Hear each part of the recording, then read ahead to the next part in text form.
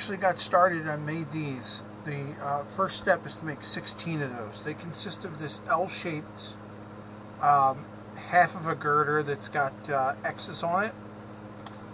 And the other part of that, its mate, is a solid piece with some rivets on one side.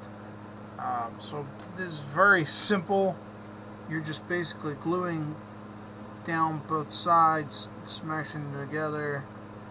I actually went through these in no time and almost forgot to turn the camera on until I got to the very last one. Best to do this next to a straight edge. I'm using a ruler.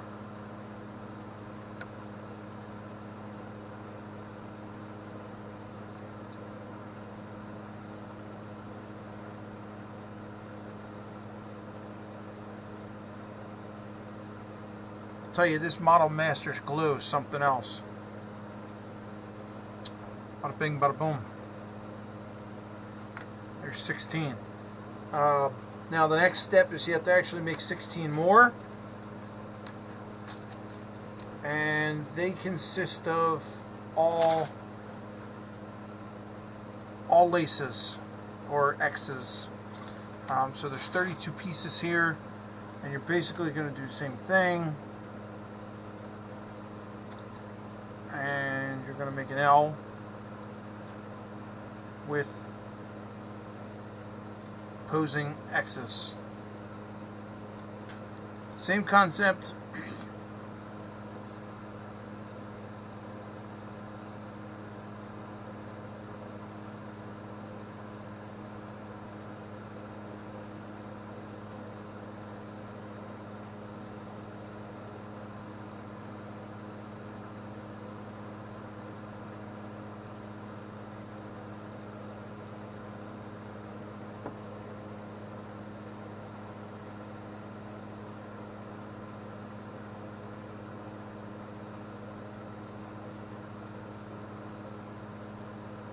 Line it up. Now, if you know anything about ironwork, you know that these pieces on an actual bridge kind of look like an I-beam. Not sure if you can see it, but there's a ridge on both sides, and that's what you're trying to create. So you just want to make sure that you line those up so you get that edge. Okay, by far the worst step so far. So these are the box girders. There are 16 of each. These that have a flat back to it with rivets, these that have double laces, and then there's these smaller ones which are double laces. So 16 a piece, 2 sides each. It's 96 pieces. Whew. So they all look like that, and these are going to make up that. That's the next step. But I'm going to bed for the night. It's 4 o'clock in the morning. See you guys later. Alright, so the next step in this happy adventure, now that I've got all these girders glued up, there are 3 different kinds. Start with this one. This one's called an AB girder. It's got X laces on one side and a flat riveted section on the other. AB. Then there's BB. BB has 2 X's on each side. From the looks of the pattern here, it looks like the ABs are all on top, the BBs are all on the bottom. And then there is a smaller one that they call CC. They're getting real heavy with the alphabet here. They are also laces on both sides, but you can see they are drastically smaller than the other ones. And these are the straight ups that go in the middle here. So the first instruction says, use a pencil, place out all your bars, and then you need to use these cut lines that they put in here, these dark heavy lines. This is where you need to make your cuts. Now again, I have the full template, so I can lay this whole thing out. Um, I guess I haven't gotten to the step where they say start gluing it, but it looks like there's multiple pages before I even get to that. So let me get to measuring and marking and see if I can get all these things cut to the length they're supposed to be, and we'll move on from there. Be back in a bit. Okay, kind of got caught up and skipped ahead a little bit. So these instructions say that we got to cut all these pieces to their lengths within the template here. These down here were actually easier to do because it's just a straight cut. You just have to make multiple cuts, because remember, we're doing 2 of these templates to make both sides of the bridge. While you're cutting these out, you also have to take note of these X's down here.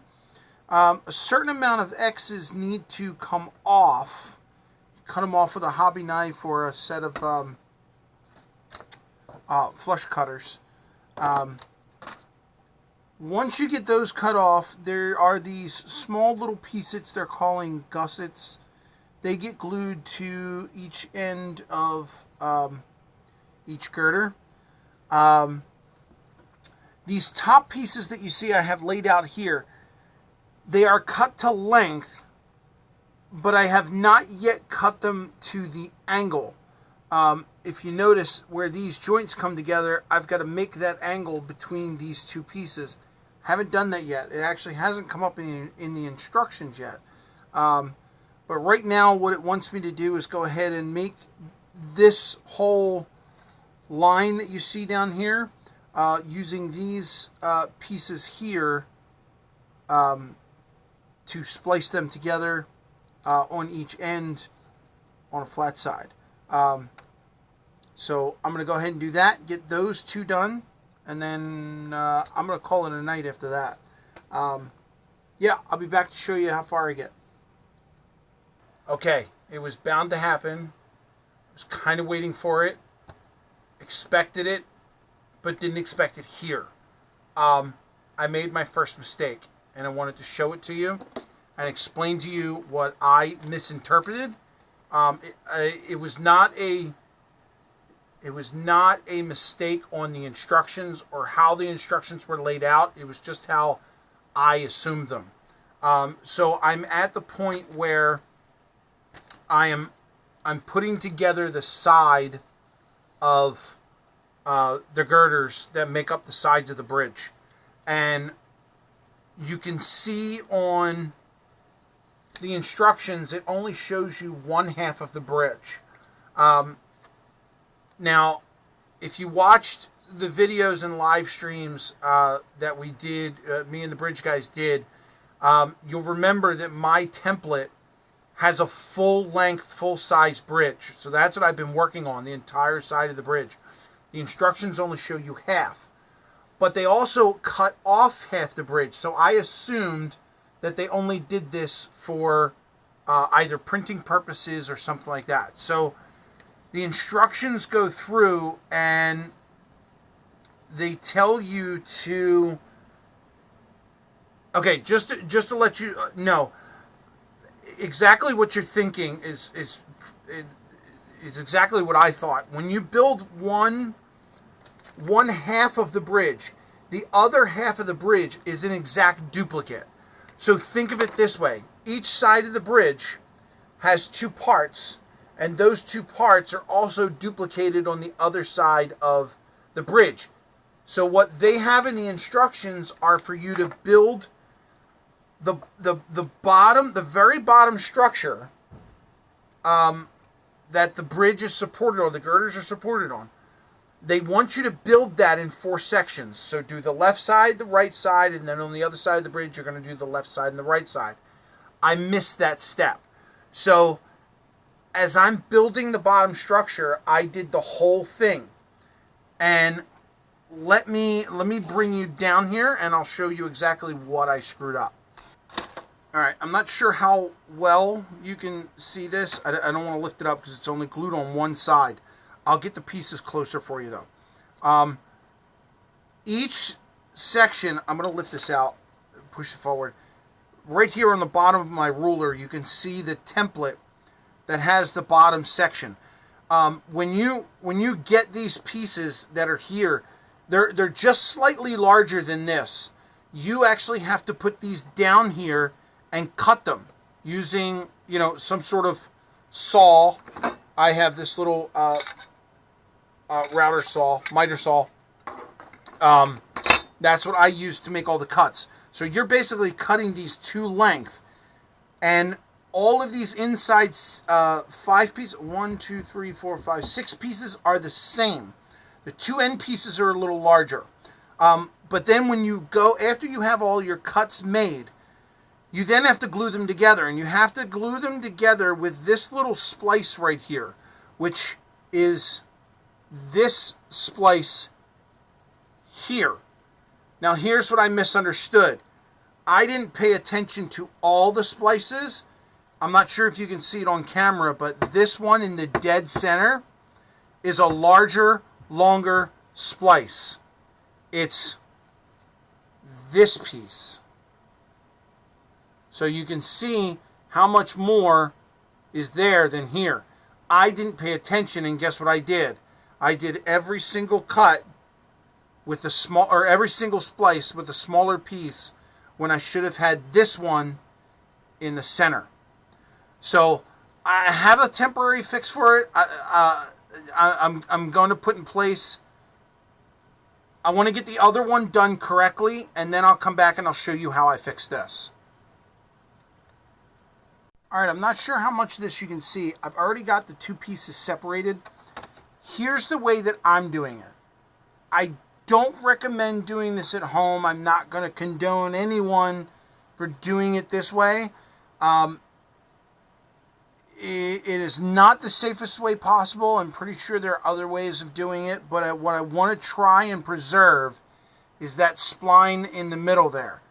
And the way I chose to do it was to keep it against the straight edge here, and I'm taking my number 11 X-Acto blade, and I was able to get underneath of the one of the corners, and I'm just very lightly digging away at the glue until it loosens up, and that's how I got the one side off. And there's the other one. And it looks like it's a little bent, but it's salvageable. I can at least put this on the back side of the bridge, and no one will ever see it. So I just have a little cleanup to do on these 2 edges here, and put the right piece back in, and then I shouldn't have to do anything too fancy. Originally what I was thinking of doing was, if I couldn't get that off, and if for some odd reason I destroyed that piece, I was ready to grab a piece of styrene and just cut a piece of styrene in its place, the same width as the real piece, and then paint that black when I'm all done with it, and just tuck it under the inside of the bridge where no one's really going to see it. That was my original plan, and now my alternative plan worked out. So plan B was good. So I'm going to go ahead and clean this up, continue on, get the next girder built, and then it's on to putting in the, or actually I believe this is the truss. That up there on the template is the girders. I think so. I don't know. I'm all screwed up. But I'm going to march on. See you guys later. Alright, so I got those bottom pieces together. They're actually over on another table drying. I'll show you those in a little bit when I have to put this thing together. They actually came out okay. I thought they were pretty nice.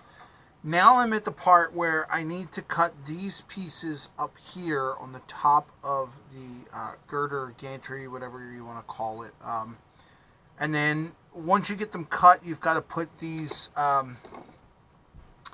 gusset plates here in that angle. So again, going back to the way that they designed this bridge, you put all these pieces together, and then you have to sit here with the template and cut them to the correct angle. If you notice here, these dark black lines, this is the angle at which you have to cut that girder. So I actually started with this one here because the instructions say the first thing you want to do is build 4 of these using these 2 blocks here, or this I-beam here and this I-beam here. You're going to build it 4 times. 1 for this side of the bridge, 1 for the other side of the bridge, and then over here on this side of the bridge and the other side of the bridge. So those are 4 matching angles that you got to build with those I-beams.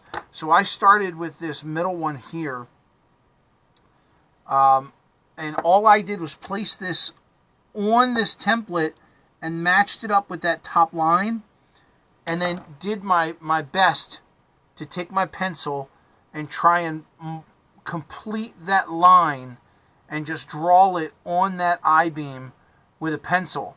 I was then able to take my little miter saw here, and the best I could, I held this in place to where I got a straight, that mark that I made was straight, so I could put my saw in here and cut straight through it. Because the line was so close to the edge, I was afraid that if I didn't cut it right, the saw would fall in the gap, and then this side and this side would not match up. So I wanted to make sure I got a clean cut straight through, and that's where this came in handy. So I've got that angle, I think, matched up pretty well. I'm going to go ahead and try and do this angle, and then put the gusset in place and glue it, and then I'm going to come back and show you what that looks like before I continue to do the other 3. Okay, just to show you how important these cuts are and how precise you get them. Here's my first one. You can see there's no gaps in between there. This was done absolutely perfect on the first try. I was actually very surprised. And when I put it down here on the template, it matches the template perfectly. Awesome. Well, I got a little cocky and I started rushing through, and I didn't get the angle quite right on the second one. There's a gap there. The bottom is sealed, but I can see that this one section here is kind of pushing against the other. There. So this one didn't come out as perfect, and I'm hoping that there's a piece that covers that. But we'll have to wait and see. I'm going to go and do the other 2 and then show you the 4 when I'm done. Alright, so that was painstaking. That took a long time to sit and cut all of these angles per these marks and get everything lined up. This is what I got after I glued it together. Now, again, I can't stress enough getting these angles correct, because I'm not sure if you can see, but in some places I've got gaps, and other places I'm really tight. So it's very, very important that you follow these dark lines, because that's the angle of that particular truss that needs to match up. So I've got my bottom girder, and here's the top. And if I line these guys up to where they should be, and it seems like the instructions are saying that you need to follow these little bolts that are in the on these gusset plates, these splice plates.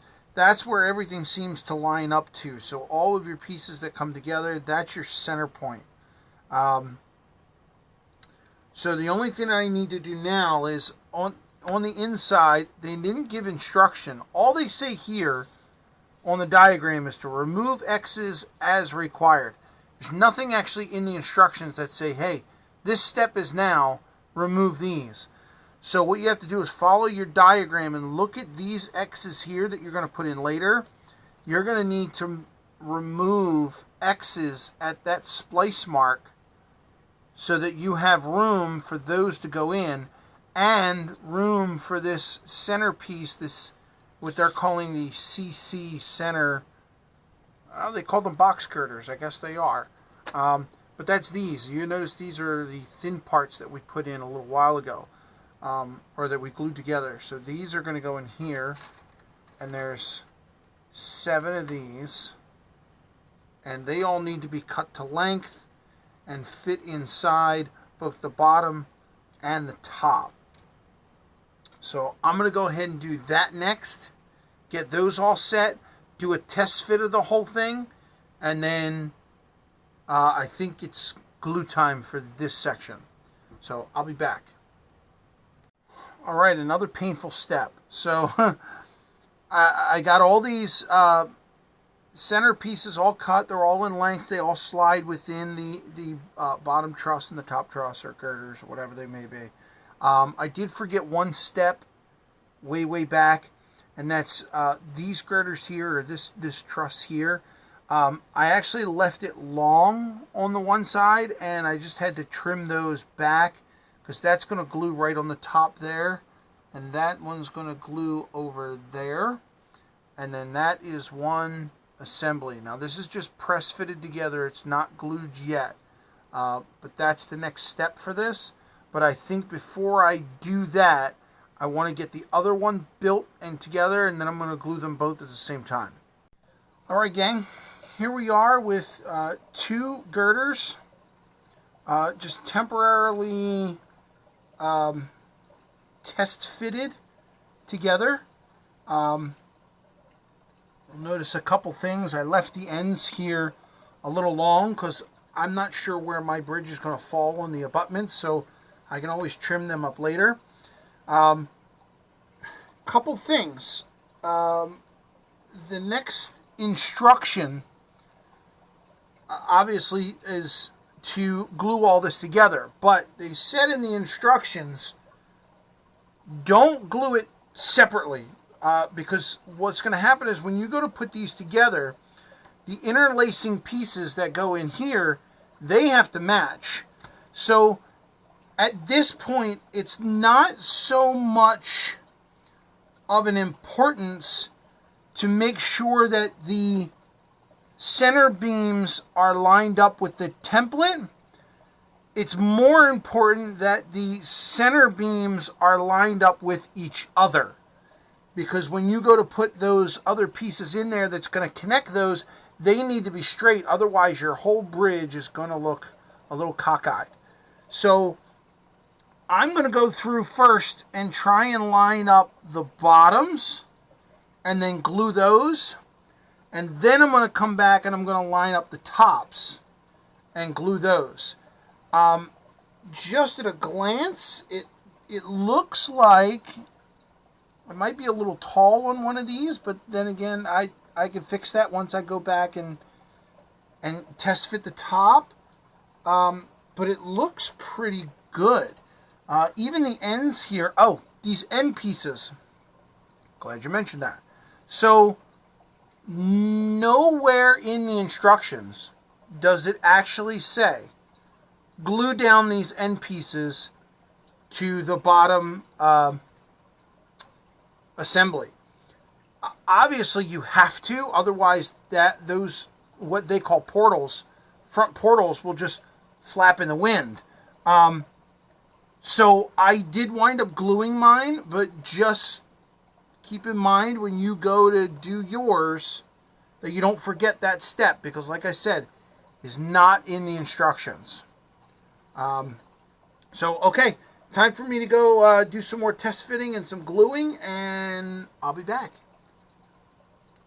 Alright, I'm in the process of gluing here, and just wanted to show you this part. This was the easiest way that I could think of doing it. So when I didn't get the bottom part, but when I glued the bottom, what I did is I clamped together all these center pieces so that I knew this was straight.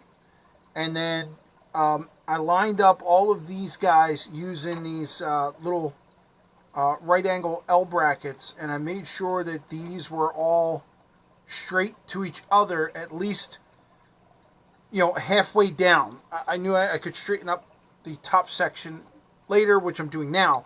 But I got all those lined up and straight, and then I ran some glue in the middle of each one of those on each side, gave it a couple minutes, and then I started releasing the clamps.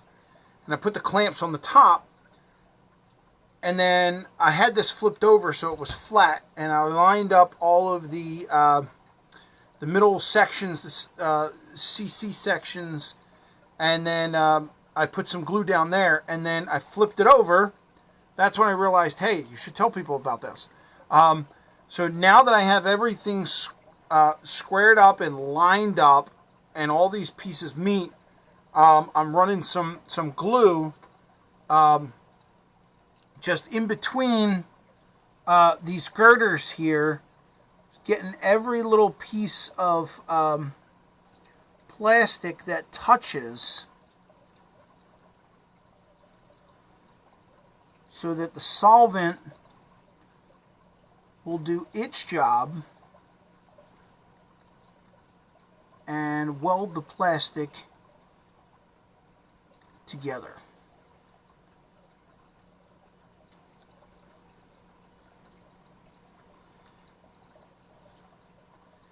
And I'm basically just putting the solvent right where the two pieces of plastic meet,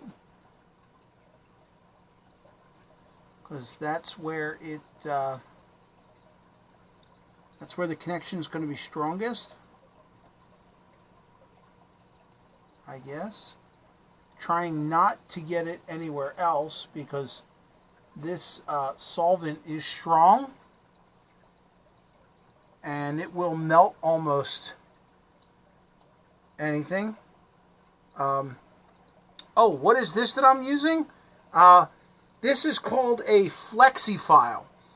It is basically a glass tube with a very small piece of metal. It's not.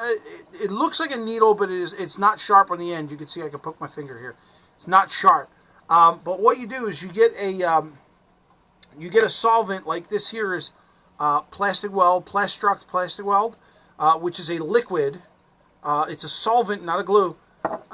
And you dip this down into the solvent, and the tube fills with the solvent, and then you can then take that, and it drips out of the needle so that you can get it precisely where you need it on your model. Very helpful, but it takes some practice, because getting that needle exactly where you want it when the glue comes out, you can get it in places where you don't want it, and then it just starts to melt your plastic.